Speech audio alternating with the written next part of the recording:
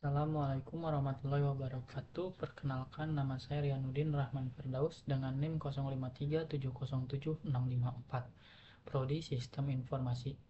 Pada tugas 1 kali ini kita akan membahas tentang tema pelajaran dari sejarah Pancasila bagi generasi muda.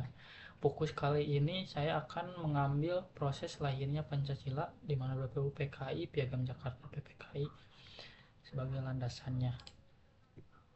Lahirnya Pancasila. Sejarah Pancasila dimulai dari titik pijak terbentuknya BPUPK yang diinisiasi pada tanggal 29 April 1945, di mana ketua dan anggotanya adalah Dr. KRT Rajiman Widyodiningrat sebagai ketua, Ichi Bangaseo Yoshio sebagai ketua muda, dan RP Suroso sebagai wakil ketua dan merangkap sebagai ketua, yang beranggotakan 60 orang dari total 67 orang. Sisanya adalah perwakilan dari militer Jepang. Sidang pertama BPU PKI dimulai pada tanggal 28 Mei 1945 dan dilaksanakan sidang pertama pada tanggal 29 Mei 1945. Sidang dilakukan oleh 12 pembicara. Pada sesi pertama ada Muhammad Yamin, Margono, Sosro Diningrat, Sumitro Wiranata Kusuma, Hurjaningrat, Suryo. Dan sesi kedua Susanto, Sudirman, Dasaat, Ruseno, dan Aris. Mereka semua membahas tentang rancangan undang-undang dasar dan mengungkapkan tiap gagasan-gagasannya.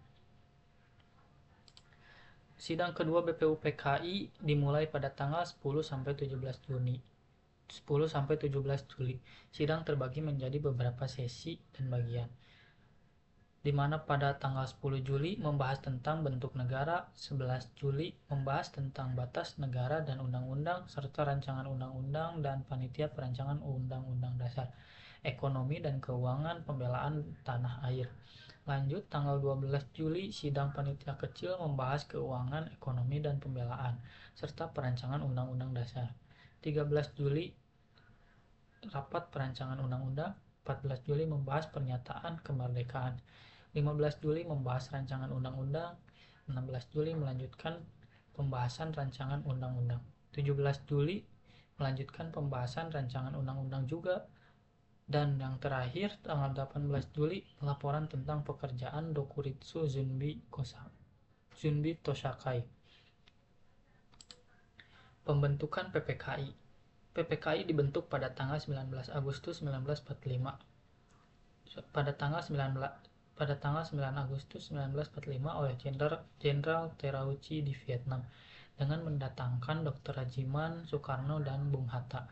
Badan ini bertugas untuk meresmikan pembukaan dan batang tubuh Undang-Undang Dasar 1945. Piagam Jakarta. Perumusan Piagam Jakarta dapat dikatakan sebagai fase awal perumusan Pancasila. Selanjutnya, Piagam Jakarta kemudian mengalami beberapa perubahan sebelum masuk ke fase pengesahan. Namun demikian dapat dikatakan bahwa Panitia 9 berhasil merumuskan rancangan dasar negara, di mana Panitia 9 ialah Soekarno sebagai ketua, Muhammad Hatta, Muhammad Yamin, A.A. Marimis, Subarjo, K.H. Wahid Hasyim, Kiai Haji Kahar Muzakir, Haji Agus Salim, dan R. Abikusno Cokrosujoso.